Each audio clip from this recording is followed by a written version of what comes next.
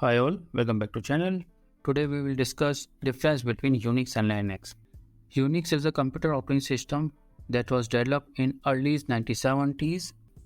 It's a multi-user, multitasking system that is designed to be used on a wide range of computers, including laptop, desktop, servers, and supercomputers. Unix is known for its stability, security, and flexibilities, and is widely used on a business, universities, and research organizations around the world. Linux is a free open source operating system that was developed in 1990s after 20 years of Unix. Linux is based on Unix operating system and many of the features and commands being used from the Unix.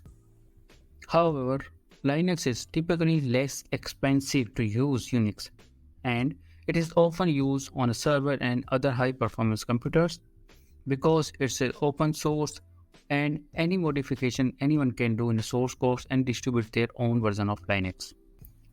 That this has led to us creation of many versions and distribution of Linux, each with its own unique features and tools. So that's all for today's video. See you in the next video. Bye bye.